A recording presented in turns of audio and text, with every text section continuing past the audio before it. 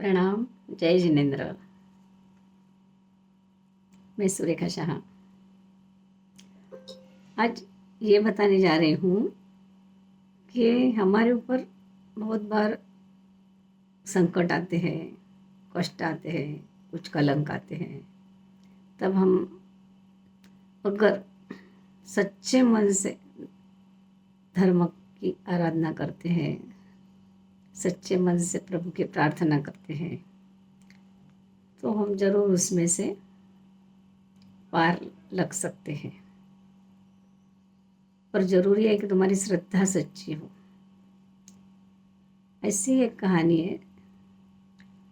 एक राजा थे, उनके अमात्य थे, उनकी पुत्री थी सुभद्रा। जैन धर्म की थी। अमात्य के घर में जैन धर्म था। जैन धर्म में बचपन से उसको बहुत रुचि थी, पर उसकी शादी कूड़ कपट करके एक युवक ने जैन बन के उससे शादी कर ली। उसको वहाँ जाके पता चला कि एक घर में जैन धर्म का तो द्वेष है, जैन धर्म है ही नहीं। फिर भी उसने सब कुछ सहन करके वो शांति से अपना अपने धर्म कार्य करती रही। सास ताने मारती रही, कुछ करे, वो कुछ उसने ध्यान नहीं दिया। वो अपने अपने धर्म में और अपने काम में लगी रहती।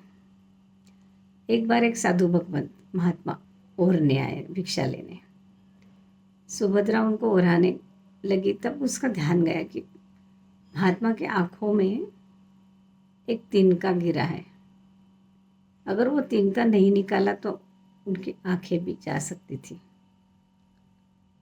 और सुभद्रा को एक ऐसी कला आती थी, लघु लाघवी कला बोलते हैं, कि अधर जीभ से वो तिनके को निकाल सकती थी। तो उसने अधर एकदम आंखों में से धीरे से तिनका निकाल दिया। पर उस टाइम उसके जो माथे पे कुंकू था वो थोड़ा गुरु महाराज के इस पे लग गया, माथे पे। गुरु महाराज तो भिक्षा लेके गए, सास बाहर बैठी थी और उसने देखा, पड़ोसी ने उसके कान भरे सास के, देखो तुम्हारी बहू कैसी है, क्या क्या करती है। और उस पर बहुत बड़ा कलंक आया। उसने अपने बेटे को कहा, बेटे को भी लगा कि हाँ मेरी पत्नी ऐसी है। उसके बहुत बड़ा कलंक आया, उसको निकल तू यहाँ से। तो सुभद्रा बोले मैंने कुछ किया ही नहीं, अगर तो मैं क्यों निकलूं। तो उसने शासन देवी की प्रार्थना की, धर्म में अपना नवकार मंत्र में ध्यान लगाया और उसने मन से निश्चय किया, जब तक मेरे ऊपर का कलंक नहीं हटेगा तब तक मैं अन्न जल का त्याग करती हूँ और तब तक मैं ध्यान में ही रहूँगी बस। और यहाँ चंपापुरी में एक चमत्कारिक बनाव बना। चंपापुरी के चारों दरवाजे अचानक बंद हो गए। कितनी मेहनत करते, बड़े बड़े पहलवान आके खोलते, कुछ भी करो, पर वो दरवाजे खुलने को तैयार नहीं। बाहर वाले बाहर, अंदर वाले अंदर रह गए। अब राजा बोले क्या करे। इतने में आकाशवाणी हुई कि अगर कोई सती स्त्री चलनी में कच्चा धागा बांध के कुएं में से जल निकाले, चलनी में तो छेद छेद रहते हैं, पर उसमें कच्चा धागा बांध के वो कुएं में डाल के वो चलनी से पानी निकाल के वो पानी अगर दरवाजे पे छिटेगी सती स्त्री, तो ही ये दरवाजे खुलेंगे। तो महारानी, मंत्री, सबके पत्नियां आती है। किसी के हाथ से वो चलनी से पानी ही नहीं निकलता, पानी पूरा गल जाता है या तो कच्चा धागा टूट जाता है। ऐसे करते करते शाम हो गई। राजा बोले कोई सती स्त्री नहीं है अपने गांव में। फिर इसने सुना, सुभद्रा बोले सास को मैं जाती हूँ। बोले तू क्या जाएगी, उल्टा।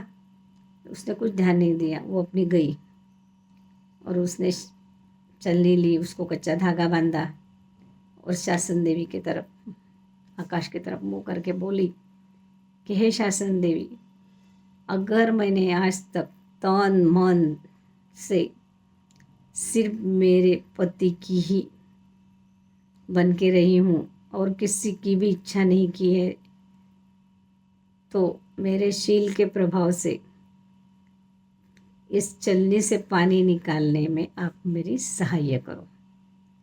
और ऐसा बोल के उसने वो कच्चे चलनी को कच्चा धागा बांध के कुएं में डाला। कुएं में से पानी ऊपर आया, चलनी भर के पानी ऊपर आया। लोग देखते रहे, यह है, ये तो सती स्त्री है। और उसने 3 दरवाजे पे पानी छिड़क दिया, तीनों दरवाजे खुल गए। एक दरवाज़ा उसने चंपापुरी का बंद रखा, जो अभी भी बंद है, क्योंकि अगर उसी को लगा कि भाई मैं भी खोल सकती थी, मैं भी सती थी, तो इसलिए उसके लिए उसने बंद रखा है। पर वो अभी तक वैसा ही पड़ा है। हम गए थे बहुत साल पहले तो देख के आए थे, वो बंद गिरा हुआ है पर बंद है। इसलिए कहने का तो तात्पर्य है कि जितने उच्च कोटि के पाप के फल मिलते हैं, उतने ही उच्च कोटि से किए हुए धर्म का फल भी तुम्हें मिलता है। और देखो, इसी जन्म में उत्कृष्ट कोटि से किया तो उनको इसी जन्म में उनका कलंक दूर हुआ, तो अपने भी संकट ऐसे दूर हो सकते हैं। धन्यवाद। आपको ये मेरी स्टोरी अच्छी लगी हो तो सब्सक्राइब करो, लाइक करो और शेयर ज़रूर करो।